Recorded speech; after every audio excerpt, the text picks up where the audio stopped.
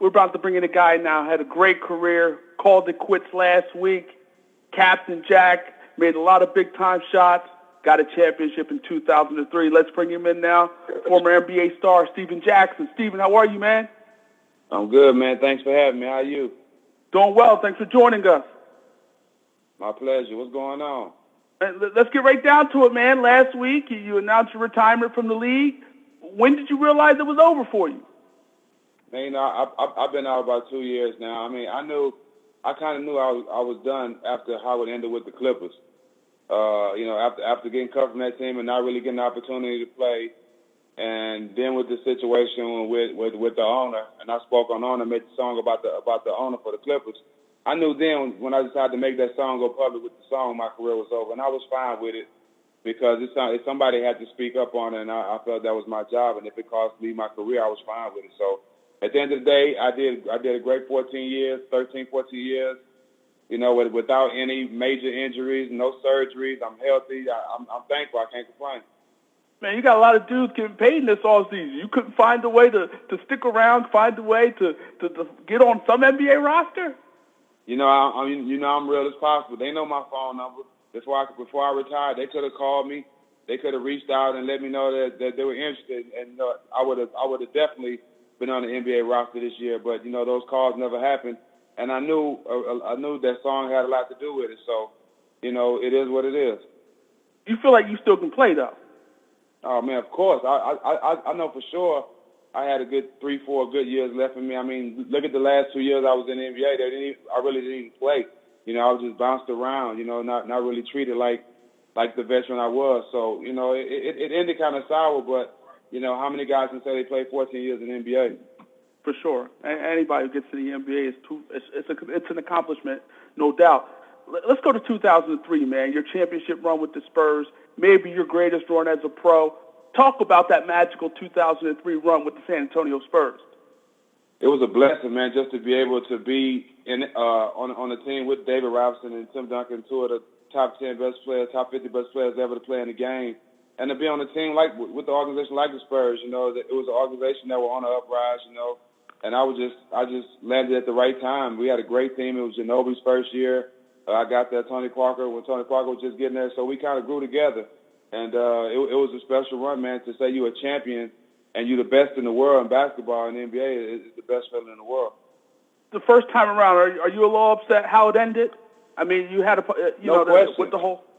Go ahead. No question. I love the game, and I love playing basketball. I mean, basketball changed my life, my family life, you know, everybody around me life. So, you know, basketball is my first love. It means everything to me. So when something like that is taken from you, of course, it's going to bother you. But I'm a man, you know, I'm not going to cry over spilled milk. I didn't have control. You know, I don't own the team, so I can't sign myself to a contract. So I didn't sit there and cry over it. Every team, every NBA player in the league right now know I can play, and they all respect me when I'm out there on the court. So it wasn't my play that kept me off the court, and I think everybody knows that. You ever thought about possibly going overseas? Nah, I don't love the game that much. You know what I mean? I feel like that's a step back. You know, I started overseas. I know the grind. You know, right. I went overseas at 18, 19 years old, you know what I'm saying? So I know the grind overseas. That's something that I vowed never to go back to, you know, to get the motivation to get to the NBA. So that's something I'll never do. But, you know, if I was to ever go overseas, it would be coaching. It definitely wouldn't be playing. We're talking to Stephen Jackson. And Stephen, you made a lot of pressure shots. As you say, man, you make love to pressure. Explain how you approach crucial moments in the game.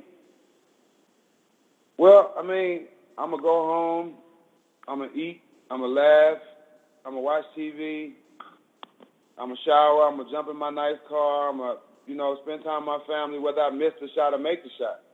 So I just shoot it with confidence and shoot it like I know it's going in. And I do it every time I shoot the ball, whether it's 2 seconds on the clock in the first quarter or 2 seconds on the clock in the fourth quarter. I'm going to be confident with it. And, you know, with that attitude, I make more than I miss. Let's go back now to 2005 with the Indiana Pacers. In my mind, that was a championship caliber team before everything went down at the Palace. Looking back on that roster with yourself, Jermaine O'Neal, and if Ron Artest was not suspended, do you guys win the title that year? No question, man. I mean, I think people are just complete haters if they say we wasn't. I mean, look at our record. Look at the way we were playing. I mean, to even credit Ron and how frustrated Ben was. It was early in the season, but the way we beat them and the way we were beating all the teams in the league, especially in the East, even Detroit knew at that time that we was the best team in the East and we were going to be the championship. So a lot of that frustration Ben let out had something to do with that too. So we were definitely the best team in the East. We were on our way to the championship, and that would have been a special team, man. But, God don't make mistakes. We all learn from it. Let me ask you this now, and obviously you went into the stands. Obviously you got suspended. Based on what was going on, in my mind, I almost think you really didn't have a choice but to go into the stands because one of your teammates is in the stands with 18,000 other people. The way I was raised, what I'm saying, I take full credit for what I did because I know how I was raised.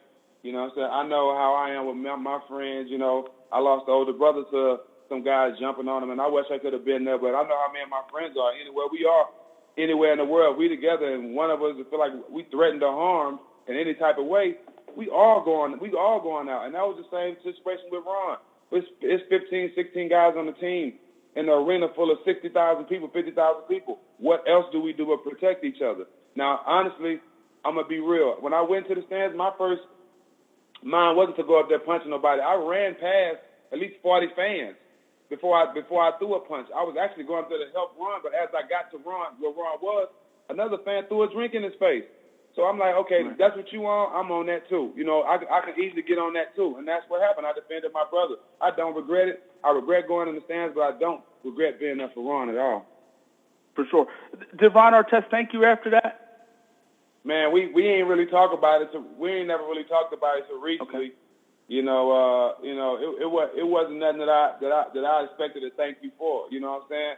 Situation like that, you don't expect to thank you. You just expect if you in that situation, that person do the same with you without you asking. You know what I mean? And that's just how I was taught. And you know what? Looking back on that whole situation, man, and I look at Ron Artest. First of all, Ben Wallace pushes him in the face. He doesn't fight back. He ignores that. Then he gets some soda thrown on him. In a lot of ways, if you take anybody, you get pushed once, and then you get soda thrown on you. There's only so much a man can take before he reacts. Yeah, for the most part, I did give Ron credit because he knew we couldn't afford to lose him or nothing like that. So he kept it cool. He laid on the table, Ben threw stuff at him. But when it gets to the point where Ben is there, he's already thrown out the game, he's still sitting up there for 15, 20 seconds, and then now a beer, not a soda, a beer comes out the stands and hit him in the face. I mean, how much disrespect you expect a grown man to take, you know what I mean? So not going after the guy in the stands, but, you never know what's going through Ron's mind. I mean, he had took so much. Me personally, me and Ben would have got it on right there. It wouldn't even got that far. We would have got it on right there. It would have been quick and easy. You know what I'm saying? Broke it up, and it would have been that. You know what I'm saying? And that would have been, me and Ben would have shook hands after whatever, but you know what I'm saying? Ron was just trying to handle it different. And everybody know Ron is different. But at the end of the day, he was my teammate, so I take that different. We're talking to former NBA star Stephen Jackson. And I know, Stephen, after your retirement, you had a little issue with ESPN after you made your retirement announcement. What happened? Man, I had a great career, man. A lot of people don't look at the numbers I put up my career. I was one of the guys that averaged 20 and locked guys up every night. So, for me to announce my retirement, and the only thing they have to say is the Malice and the Palace, that's all they could put up. Like, I think that's a shot. I mean, they say that's all I talk about. Well, it's funny that they say that's all I talk about when imagine how many times they replayed it when it happened. Right. They replayed it more than anybody talked about it. So, you know what I'm saying? It was just a shot. But, like, ESPN, they only going to be along until they get a show that says the real about sports and not say the politically correct answer all the time. And that's when ESPN going to fall. And they know I said something real. They'll never respond to it because they don't want me to get that light. But I'm telling you, when it becomes a show where it's somebody that speaks the real about sports and not the biased opinion, what everybody expects, or trying to say the right thing on TV, when that show comes in, ESPN is over. Will you go back on ESPN at any point? You know what? I went on ESPN about 10 times for free. I'll never do it for free again. We're talking to former NBA star Steven Jackson. And Steven, well, first of all, Matt Barnes, he said he wanted to put hands on Serge Ibaka. Back in 2012, you threatened to do just that. You threatened to go into Serge's mouth. You guys on good terms now? Well, let me tell you this, man. That was 2 years ago. Like, I ain't thought about that man. I wish him and Kerry Hilson well. I ain't got no problem beefing with that man right now. Whatever him and Matt got going on, that's between them two. I wish Serge the best. You know what I mean? I wish Matt the best. I ain't got nothing to do with that. I'm over that. Let me ask you. I'm going to ask you a bunch of quick rapid-fire questions. Just based off your career. Your greatest moment as a pro. My greatest moment as a pro was probably of course, the championship, but I have to say beating Dallas in the first round with the Warriors. That felt real good. Coming from the strip club situation I had in Indiana earlier that year, and it being traded to Golden State, a lot of people had rolled me off. And I felt I still should have made the All-Star game because I had crazy numbers by All-Star break. But they always looked at my off-the-court stuff. They never looked at my on-the-court stuff. And as you see, Game 6 and beating the Dallas in the first round, number 1 seed, I had 30-something points. So that felt good just to shut a lot of people up because I knew one thing they couldn't take away from me was playing basketball. Once I got on that court, it was my world, and they couldn't take that from me. How much did that bother you? That a lot of people take into account more of your off-the-court stuff than some of the things that you did on the court because, to your credit, you had a decent career. The reason why they do that is a simple fact because I'm not answering and I'm not doing the same thing. Or I'm not replying the same way every other player. They expect you, since you ain't getting all this money, they expect you to say what they want you to say, say the politically correct thing for the organization. But you might not really feel that way, and I wasn't one of those guys. I'm not finna pat a guy on the butt and try to pick him up, and he pouting when he a grown man, and he's supposed to be pick his chin up and go play the game and stop pouting. No, I'm not going to do that. So if that makes me a bad teammate because you got a 28-year-old man that's pouting like a little girl, and I feel like you should put me in the game instead of worrying about a 20-year-old acting like a baby in professional sports, then so be it. I'm a realist. You know what I mean? Right. And I just spoke my mind, and a lot of people didn't do that. A lot of people expected me to say what they wanted me to say, and I never did it. For sure. Your favorite teammate? That's tough. They got some guys in the NBA I'm down with, man, for real. Like, yeah, they got some guys. If I can name, let me name 3. I have to go Al Harrington. I have to go Marquise Daniels. And I probably have to go Baron Davis, man. Okay. All right. Your least favorite teammate? My least favorite teammate? Yeah. Oh, yeah, I got one, too. Let me see. My least favorite teammate was probably Danny Ferry. Okay. Why? Because he seemed like a snake. Like, he seemed like the type of guy that's your friend at practice, but going home and calling you the N-word. Okay, all right. Yeah. So you're not surprised at what happened with him and that whole situation with Luol Deng? Not at all. Okay. Your favorite coach? My favorite is a tie. Okay. It's a tie. I love Greg Popovich for the opportunity, but I love Nelly for letting Steven Jackson shine, letting me be me. Nelly didn't care. No, you know what? I'm gonna say Nelly because Nelly accepted me as who I was and he didn't try to change me in no way. Nelly gave me the ultimate compliment. If I'm not mistaken, he is the leading winningest coach of all time, right? Yeah. Yeah. But to his credit, the winningest, for him to tell the media that he wish he had 5 Steven Jacksons on the court, that's the ultimate compliment by a coach in the NBA when you had 1 million coaches in the NBA and he has the most wins. So, I have to say Nelly because he let me be me and my play showed it. Your least favorite coach? Scott Skiles. Easy. Okay. Why? He got a small man complex. Like I don't know what it is. I don't know what it is with Scott, man. He's just a different dude, man. He don't, I mean, if you haven't had success winning as a coach, and you got players who's won championships and some of your players who on the court want to give you their advice, I think you should take it. Not saying you should let the players coach, but at the same time, these guys are out there playing. He was too stubborn to even listen to the players, and it's hard for you to have 15 guys support you as a coach when you don't even listen to your point guard. We're talking to former NBA star Stephen Jackson. Stephen, any take on what do you think on about this whole Meek Mill Drake beef? You got to take on it. You're in the rap world now. Yeah, I mean, it's first of all, let me speak on how I don't like how Meek do. I mean, anytime you got to try to downgrade somebody to get attention, it never works out in your favor.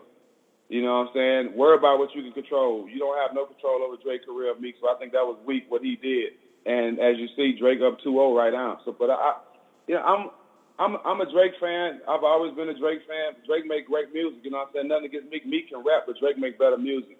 You know, and I just don't applaud people when they got to try to diss somebody to get fame. That's not G to me. What's up with Stephen Jackson, the rapper, at this point? Man, I just dropped a mixtape not too long ago, a couple months ago, with me and my homeboy Malice called Real I Remain on my mixtapes and live mixtapes. And I got a solo mixtape coming soon. I'm just working, man. I know it's gonna be hard. It's gonna be hard for me to get my respect in the music game, man. But that's why I stay busy. That's why I keep coming with music.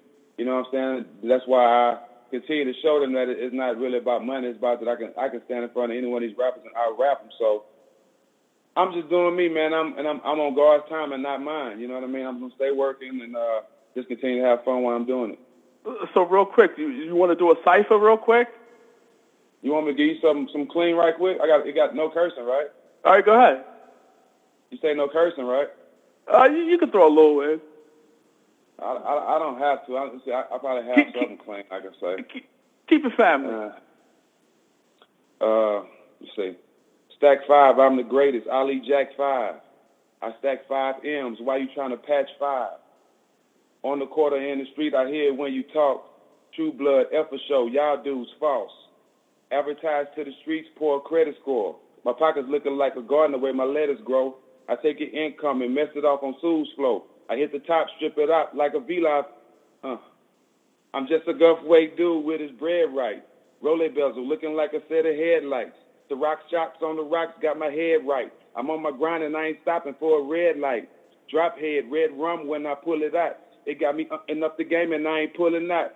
Came from nothing, so I spin it just like that. I live every line around. These dudes just rap. Stephen Jackson, Captain Jack. You now stack.